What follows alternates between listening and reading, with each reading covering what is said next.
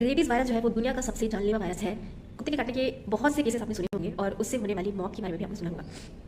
तो आज हम बात करेंगे एक केस के बारे में, जो कि हमारे हॉस्पिटल में ओपीडी में एक पेशेंट आता है, 14 साल का मेल पेशेंट है। वो मुझे है कि एक गरीब है मुझे, और कुछ भी प्रकार किसी भी प्रकार का ओरल इंटेक लेने से वो मना कर रहा है। उसकी हालत देखें हमने, तो वो चल भी नहीं पा रहा था खुद से अच्छे से, ठीक है। तो हमने क्या किया, उससे पूछा कि हिस्ट्री हमने कि ये कैसे हुआ। तो उन्होंने बताया कि 1 महीने पहले उसको कुत्ते ने काटा था। तो उसकी लोकेशन की बात करूँ तो लोकेशन हमने जो देखा वो लेफ्ट लेग में था। तीन टोटल क्लियरली विजिबल मार्क दिख रहे थे। वो भी इसका मतलब है कि उसको कैटेगरी 3 जो रेबीज जो काटा है कुत्ता, मतलब जो काटता है उसे 3 कैटेगरी होता है। थर्ड कैटेगरी जिसमें कि ब्लीडिंग के साथ साथ कुत्ते ने उस जगह के मांस को भी खा लिया है, या तो उससे पता चलता है कि वो कैटेगरी 3 का, मतलब कैटेगरी 3 में आता है वैसा केस, ठीक है।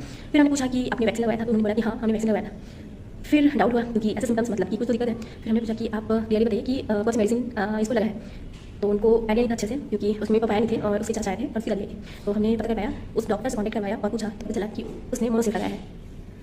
कैटेगरी 3 के पेशेंट को उसने डॉग बाइट के केस को उसने मोनोसिल लगाया। आप बताइए इसकी जिम्मेदार कौन है। एक वो डॉक्टर तो है ही, उसके साथ साथ अवेयरनेस की कमी है। तो ये जो वीडियो मैं बनाई हूँ वो एक अवेयरनेस के लिए बनाई हूँ मोस्टली, मतलब बेसिकली, ठीक है। क्यों? क्योंकि मैंने डॉग बाइट के यहाँ पे केसेस काफ़ी देखे हैं। अभी मुझे 12-13 दिन हो रहे हैं, ठीक है, पीडियाट्रिक ओपीडी में। वहाँ पे इतने सारे बच्चे आते हैं जो ऐसे केसेस, मतलब ऐसे कंप्लेन करते हैं कि उसके पापा कंप्लेन करते हैं कि इसने बताया ही नहीं था कि इसको कुत्ता काटा है, ठीक है। तो 1 दिन 2 दिन चलता है, बट इतने टाइम के बाद अगर किसी ने वैक्सीन नहीं लगवाया है तो उसकी मौत के केसेस आपने मुझसे देखे हैं। सो मेरे कहने का मतलब ये है कि देखिए, गलती तो डॉक्टर की है, अब उसका कोई इलाज नहीं है वर्ल्ड में पूरे। इस सिम्टम्स के बाद, मतलब उसको जब हमने आईपीडी पे एडमिट किया, उसके बाद हमने और सिम्टम्स चेक किया, जैसे कि हमने पानी के लिए पूछा उससे, हमने बोला पानी लेके आओ उसके लिए, तो पेशेंट जो है वो डर गया और रिफ्यूज़ कर दिया, पानी उसको चाहिए नहीं, हटाओ इसको यहाँ से, ऐसा उसने बोला। और जैसे हमने पंखा चालू करवाया तो पेशेंट ने बोला कि पंखा बंद करवाओ, और वो डर गया। तो ये केसेस जो है वो हाइड्रोफोबिया और एरोफोबिया का जो लक्षण इस बच्चे में दिखा हमको, वो दिखा। हमने उसको अभी फिलहाल रेफर कर दिया हायर सेंटर पे।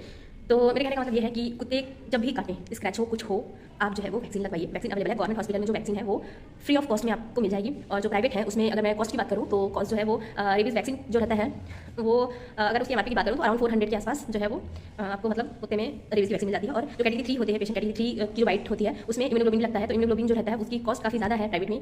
उसकी एमआरपी की बात करूँ तो 2000 के आसपास उसकी एमआरपी होती है। तो बेहतर है आप गवर्नमेंट हॉस्पिटल में जाके वैक्सीन लगवाइए। वैक्सीन की डोजेस के बारे में मैं नेक्स्ट वीडियो में बताऊंगी, क्योंकि ये वीडियो जो है काफ़ी लंबा हो जा रहा है।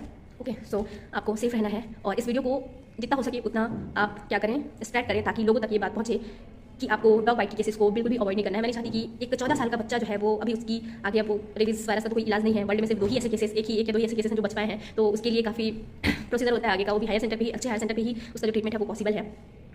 सो स्प्रेड करिए जितना भी पॉसिबल हो सके, आपसे ये वीडियो शेयर करेंगे।